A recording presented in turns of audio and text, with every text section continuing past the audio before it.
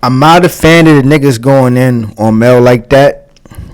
But at the same time, I'm a real podcast enthusiast. I know all these podcasts, so I know the history of this shit. I'm gonna keep saying this shit till I get blue in the face.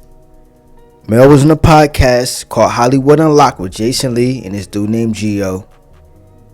And the way that she was going in on this nigga Gio on that podcast makes everything that they ever did dogpile on Mel on the Joe Budden podcast look like nothing. Like, hear me out when I say this. The way that Mel used to go at Gio, and it would be Mel and Jason Lee dogpiling on Gio. The way they used to go in on this nigga,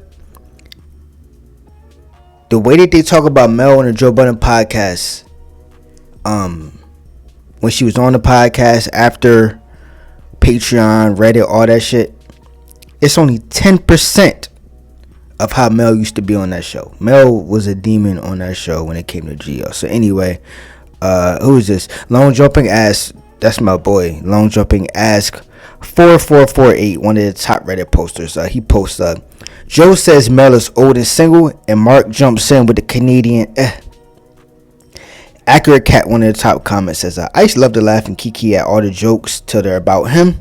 Now we've talked already, moving right along. And then Square Ringo says, why do any of them think they're better than Mel? If Mel was a guy like Joe where he lived halfway across the country and fucked strippers, they would clown her.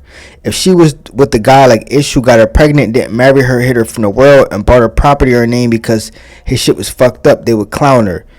If she was with Ice, who was tracking her whereabouts and putting her schedule on a Google Calendar, they would clown her. If she was with Flip, who he insinuates that he cheats and fools around with hookers and escorts for content, they would clown her. All of them are embarrassing relationships and they should mind their business. Not gonna say all of them are within embarrassing relationships. One thing I learned about life, ain't not gonna be perfect, you feel me? So it's gonna be give or take on different levels and shit like that.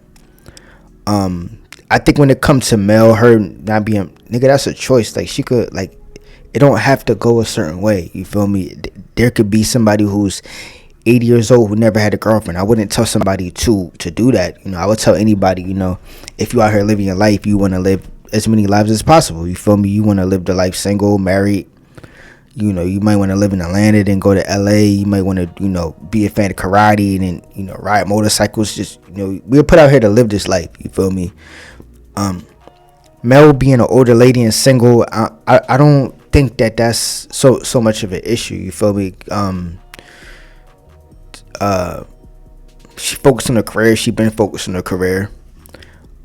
And she probably have certain levels of who she think she should date. You feel me? She dated Flo Rida. She dated different celebrities. She probably have certain levels to it. So that kind of muddies the waters a little bit.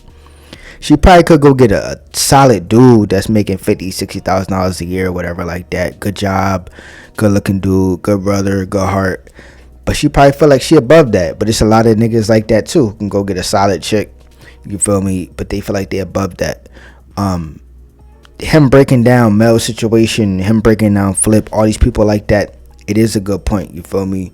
My bad. Mona is probably around Mel age or not. She probably look older. She ain't married. I think she just had a baby. She's single. You feel me? So, like, I'm not gonna say she doing worse than Mel, but like, she smoked Black and Milds. Like how come they not clowning Mona? You feel me? Flip do get on here and insinuate him cheating and shit like that.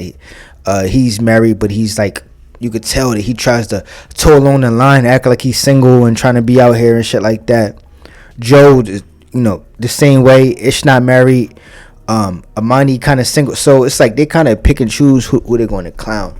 Like I said, it's not a good idea to break down everybody individual relationship and, oh, this is what's wrong with them. But the reality is there is something wrong with everybody. Me, you watching, Mel, everything don't have to, people say Ice is controlling of his girl. That's just the way that he runs his relationship. He know that he got a baddie. Like, he know he want to do it a certain way, Joe, you know, his girl live in Texas. He live in New Jersey, bro. Like, who's to say that this relationship would even work once they move in? Like your girl live, Matt. I don't even know I don't fly a lot, so I don't know the hours. But your girl lives somewhere else. Like, even if y'all see each other a lot, like, who's to say that he could deal with her full time? That's different. She could move in and she could just go left. I don't know. I think they need to leave Mel name out their mouth. She gone now. We here. Digital Thugs.